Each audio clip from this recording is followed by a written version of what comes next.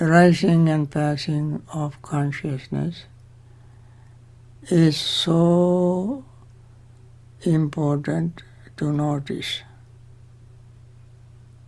As we notice rising and falling,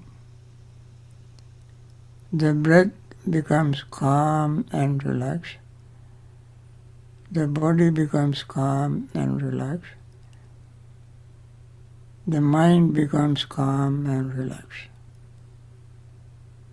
When they all are calm,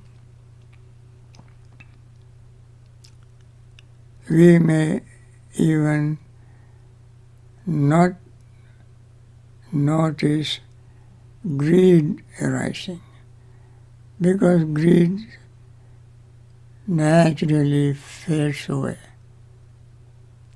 Rising and falling is so powerful that greed cannot get close to it. Greed has the power of gluing something. When something rising and falling, always in motion, nothing can stop, nothing can glue to anything. Also at the same time we become even more calm, more relaxed and more peaceful, that our metta feeling, loving feeling becomes stronger and stronger. When metta feeling becomes strong, without word or concept, we just feel metta. At that moment our resentment, anger, dislike would not get close to our mind. It also subsides, doesn't become active. And then when these two stages pass, the mind becomes even more calm, more relaxed and more peaceful. This is very much close to sleepiness.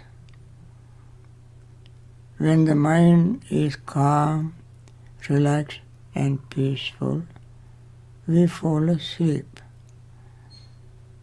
That is the time our brain generates more melatonin in the pineal gland to make us sleepy and drowsy. So we have to be very, very mindful of that state. Although sleepiness or sleep is necessary, but not at this time. This time we want to cultivate something more meaningful, and that is our mindfulness. And then we overcome our sleepiness and drowsiness, arousing our energy to prevent or overcome sleepiness and drowsiness. And then mind stays on the movement, changes, rising and falling of the breath, feeling, perceptions, volition and consciousness. It becomes so powerful and active, the mind may drift into a different mode of restlessness and worry. When mind becomes more active, it's prone to restlessness. Restlessness and worry, when arises, the mind is not gaining peace and calm and relaxed state. rather mind becomes more agitated. So we have to see the cause of restlessness and worry. We worry about the past unfinished business, incorrectly done business, or we think of the future. Past is gone, future has not come. So we have to keep the mind in the present. Present moment is the moment most valuable because everything passed through the present moment. Impermanence we can experience in the present moment. Past impermanence is just a memory. Future impermanence is imagination, hope. But the present impermanence is quite alive. We can experience it right here and now. When all these things are done, we gain some degree of concentration, and yet doubt may persist. Doubt about our success. So we have to reflect on the Buddha who introduced this entire system and the Dhamma he taught us, in which we find the way to gain liberation. The Sangha following that path has attained liberation,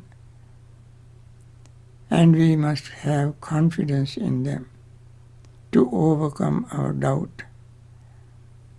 Also we have to see the results we have gained, our success of overcoming greed, resentment, sleepiness and drowsiness, and restlessness.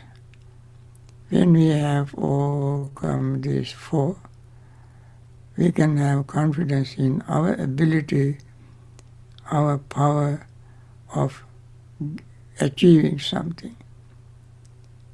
With this confidence, our doubt fades away. When we see the truth, doubt fades away. Doubt arises when we are deluded about the truth, or we do not see the truth. When we have this confidence, we gain joy and happiness because we have been able to overcome all what we call obstacles, impediments or hindrances. Once they are out of our way, we gain joy and happiness. Mind becomes even more calm, relaxed, and full of joy and happiness. That leads to concentration. When we gain concentration, we use that concentration naturally. In that concentration we see deepest and subtlest changes taking place in our body, feelings, perceptions, thought and consciousness. So all through from the beginning to the very end, that is what we experience. We first mention the rising and falling of breath, feeling, perception, volition and consciousness. Now we see them changing even more clearly, more deeply and precisely. And then we see our greed will not have a place, hatred will not have a place, delusion will not have a place in our mind. And that's what we want to achieve, and we can be successful in achieving it if we continue to follow these instructions. With this I stop and let you continue your practice and see how true this achievement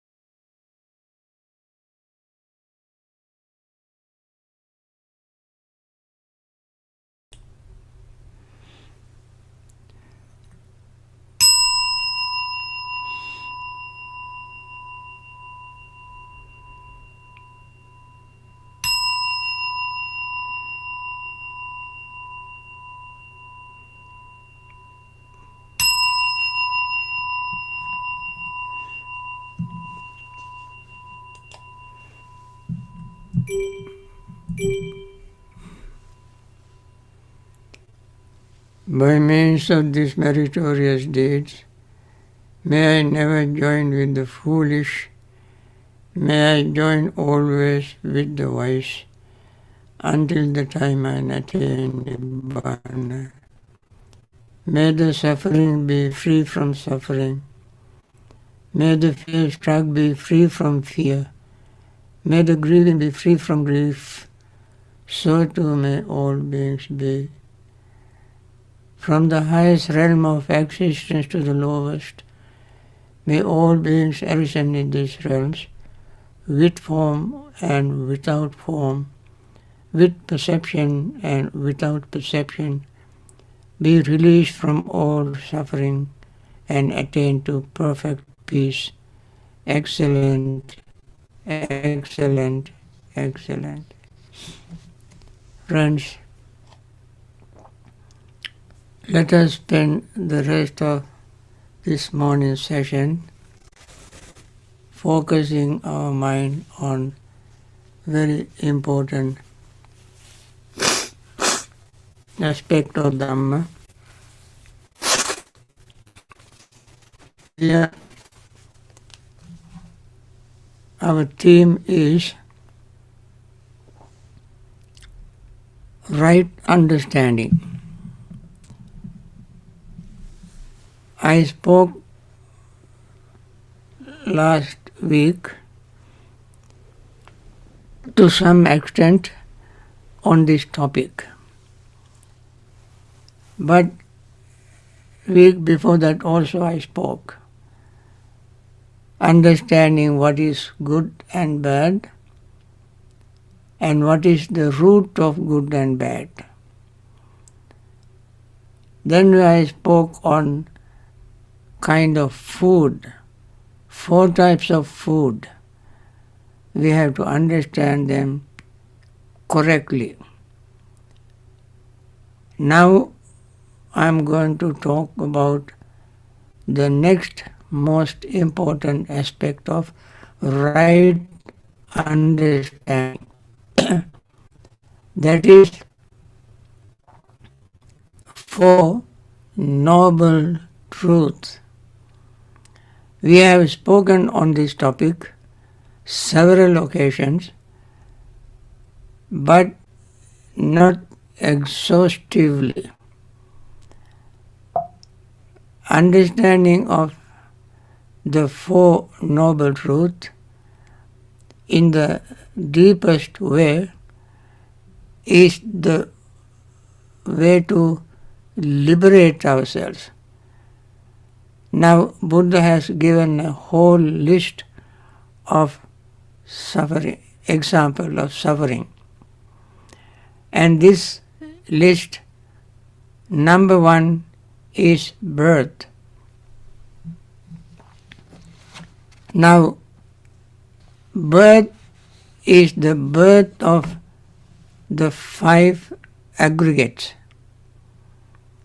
From the one cellular birth, we came out of mother's womb with trillions of cells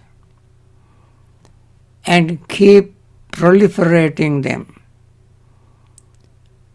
And Buddha called that entire 5 aggregate, in brief, is suffering. Let us try to see how the 5 aggregates is suffering.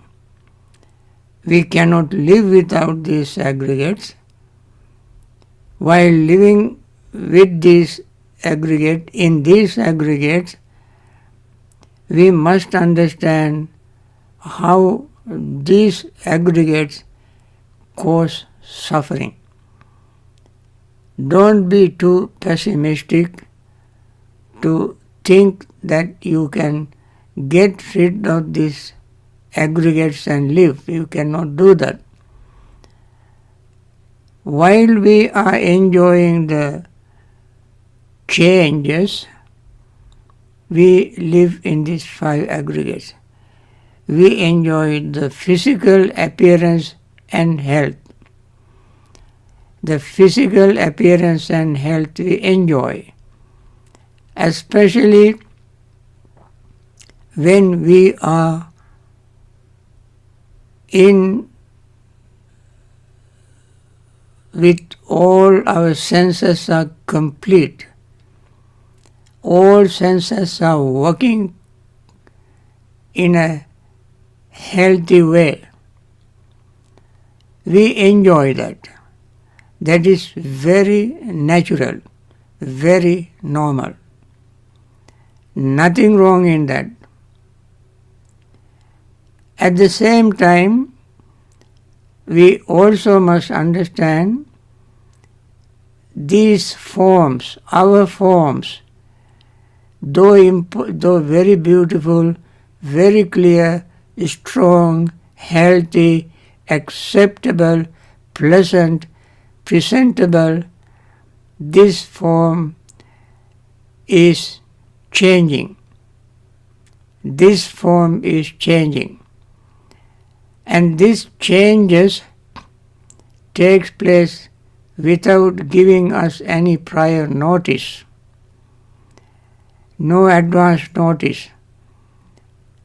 Only when suddenly something goes wrong, then we might pause and question, why am I in this situation? Answer is, things have changed. Appearance changes, strength changes, health changes, all this change. And that very same change keeps us alive, at the same time makes us unhappy. Any change in this body makes us unhappy. Sometimes people might think when they are healthy, strong, they are happy. Surely they are happy. But how long does it last? That health, that happiness. It is uncertain. No guarantee. Why? Something is happening within us. From the moment we came into the womb and out of it, this thing is happening. In addition to this, we also breathe, without which we cannot live. In Chula Vedala Sutta, Venerable Arahant Dhammadinna nun, echoing the Buddha's own teaching, has taught us that the breath is a body conditioner. Breath is body conditioner. How does breath conditions the body? You know about hair conditioners, lips conditioners, skin conditioners, nail conditioners, and so forth. But how do we understand the breath as body conditioner? Breath brings oxygen into our lungs and recharge the blood depleted with oxygen and enriched, charge these cells or blood cells, hemoglobins, and send to the heart. Heart pumps, and that oxygen, this hemoglobins, carries this oxygen to every cell in our body. very simple biological fact. And therefore, these cells charged with oxygen lives, and very quickly they lose their oxygen, and then we have to breathe again and again. Each time it goes, it lasts not too long, and oxygen is released from this blood, the cells in our body. Some people say 56 trillion cells. All of them depends entirely on oxygen. In addition, protein, vitamin and mineral, all these things are there, but none of them can work without oxygen. And therefore, Buddha said, breath is a body conditioner. Breath is body conditioner. This body conditioner is changing. Cells are changing. Impermanence. This is happening from the moment of our birth. And because of this change, when we do not understand this change, we want to remain the same and suffer. When we do not understand this, the change makes us suffer. And that is why Buddha said, Yada nityang tandukkang. Whatever is impermanent, another name for impermanence is suffering. Whatever is impermanent, that is suffering.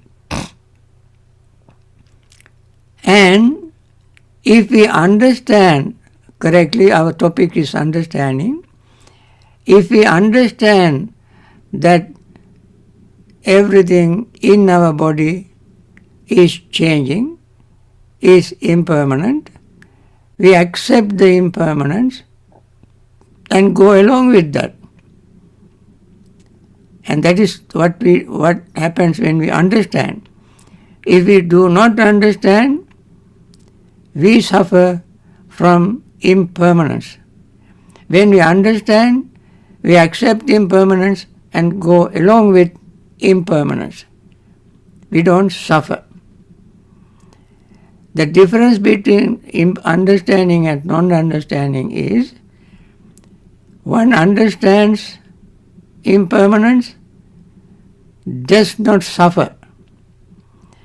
One does not understand impermanence, does suffer. And therefore, form is impermanent. We must understand that, comprehend it through the practice of meditation. I end every session of our meditation, gain concentration, and see how deepest changes take place in us. Concentrated mind can see things as they really are. And then, while we are enjoying these 5 aggregates, they change. As impermanence is always present in our pleasure, we notice that we cannot enjoy the pleasure anymore. Pleasure is not permanent. Even though pleasure is pleasing, welcoming, we like it, but it is impermanent. You cannot accept pleasure without pain, impermanence. That comes along with the pleasure. This inability to enjoy pleasure is called suffering. Inability to enjoy pleasure forever is called suffering. So, Buddha gives a series of examples to illustrate this. In the first place, he said birth is suffering. Birth is suffering.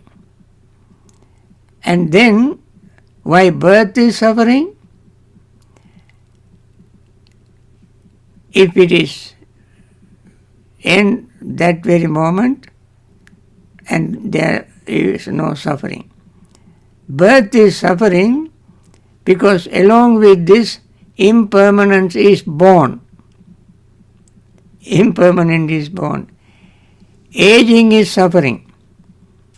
Growing is suffering. I think as children, they know that very well. We have gone through that. Every stage of our growth, we have suffering. When our teeth are coming, we have discomfort, crying. I mean, every tiny little moment of growth in the childhood, we suffer. Come to teenage. As our hormone changes, teenage life is very, very difficult to manage, control. No parents can control that, no teachers can control that, no adults can control that, no ourselves can control that. But we go through very, very difficult period. Everybody knows that. Teenage life is a very, very difficult, miserable time. We do all sort of mischievous things, and get into all kind of trouble.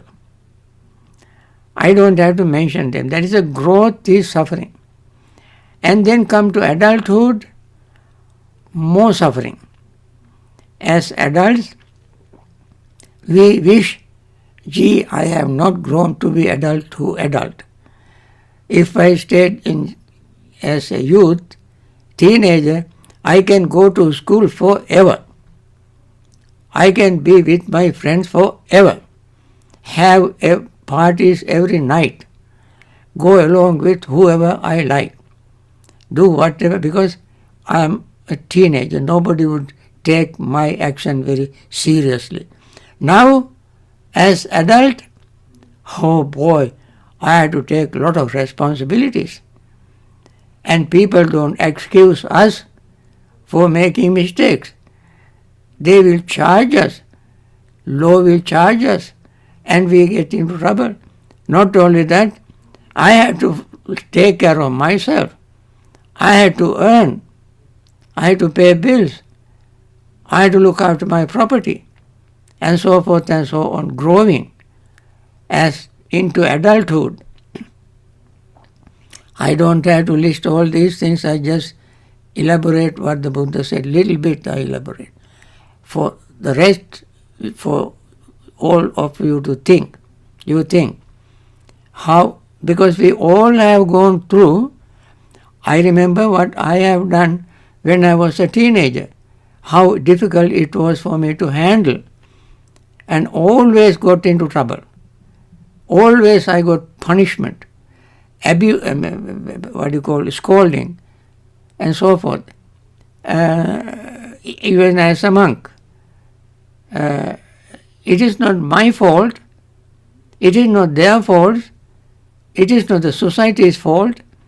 It is the nature of growing into teenage life. And then come middle age. All men and women know what happened to them in the middle age. Women particularly, when they reach their menopause, they go crazy, upset, angry, changing mood, and nobody can talk to them. They don't know what to do. They are so confused. And the men, they don't know what happened to these women. All of a sudden, they were very nice. Yesterday, today, they were crazy. What happened? They don't understand. and therefore they also change, they also suffer. So growing into middle age, if we live 100 years, between 40, 50, very difficult period, maybe 5 years sometimes, even more for some people, depending on their own, on their genes. And that is very difficult. Then come at old age or real old age, after 50, 60 and so on. Friends, don't expect that. Don't expect to be old. But it happens to everyone who lives, who likes to live longer in good health, but you cannot fight the old age. You cannot stop whatever happens to old age. Therefore, the Buddha said, growing or growth is suffering. Birth is suffering, growth is suffering. And causing sorrow, lamentation, pain, grief and despair are suffering. Then death and so forth are suffering. There is no way to stop any of these things. You can see all this happening to us every step of our life. Then separation from loved ones is suffering. We love our mother, father, brother, sister, friend, and children, husbands, grandparents and so forth. We love them. We love them. Every time they depart from us, or we have to depart from them, we suffer. We like our friends.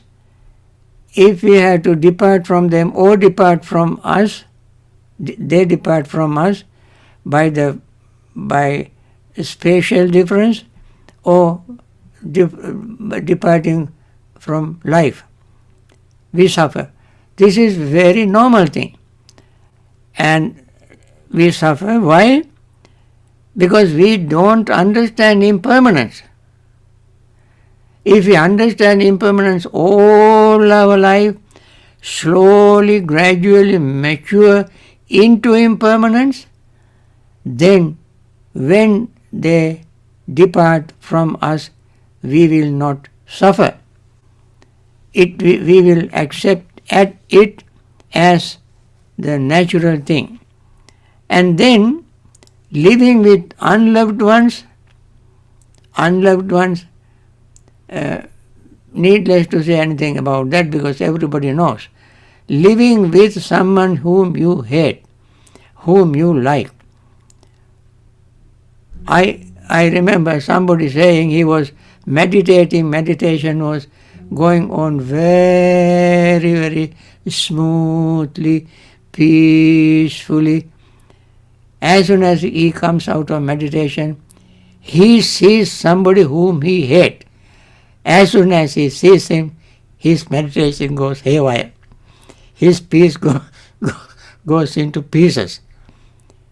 And he said it was miserable because he does not like to see this person for one reason or another.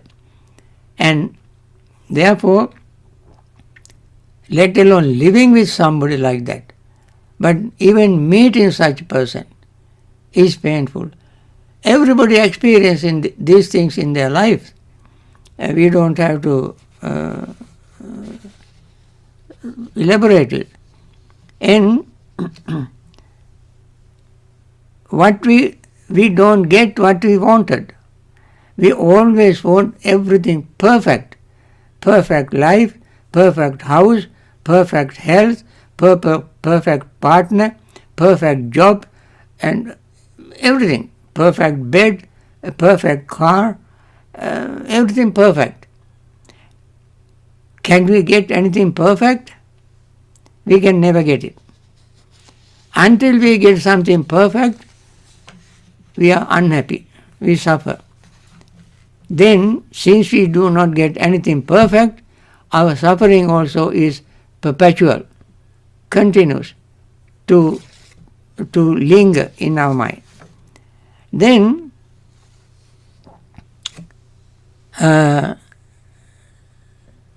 separation from, I'm just mentioning few of the things that Buddha mentioned as a list. And then,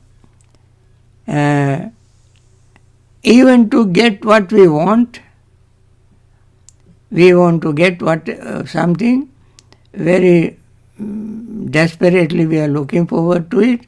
We spend some time, money, energy, and so on.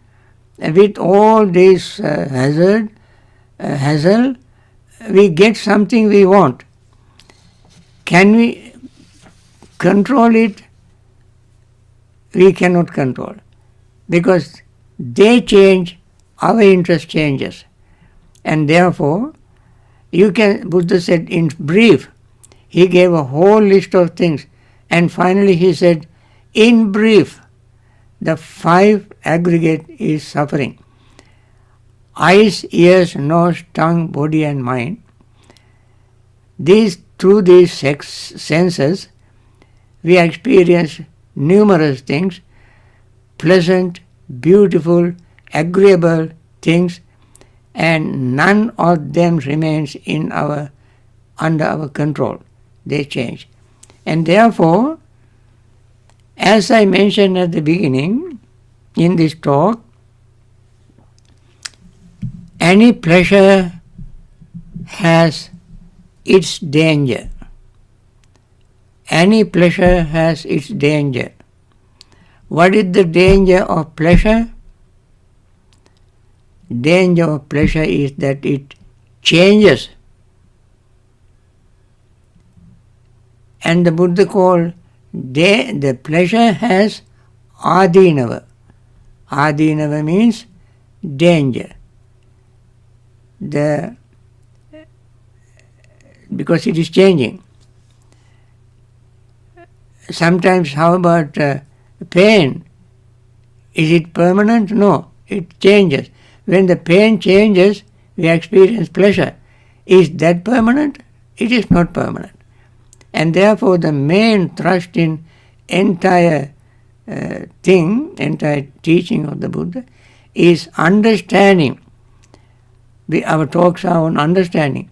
Understanding this very nature, very truth, undeniable truth, is the way to liberate ourselves, liberate our mind, and to be free from suffering.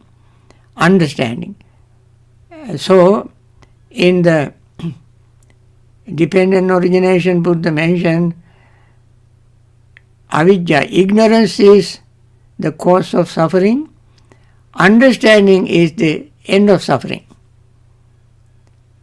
And therefore, we try to understand all these nitty-gritty things not from books, not from teachers, not from discussions, but from our own personal experience through introspection.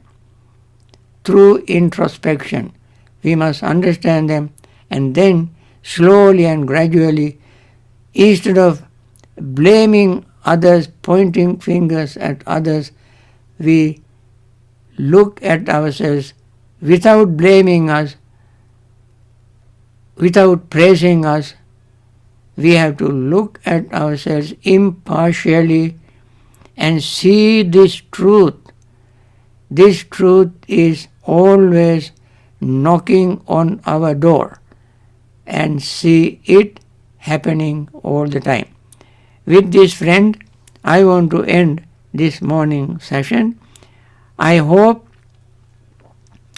I was trying to convey the Buddha's message in the limited ability that I have, and I hope you have got that message and try to absorb it, put it into practice in your daily life, and then you will see how slowly your mind opens to the reality.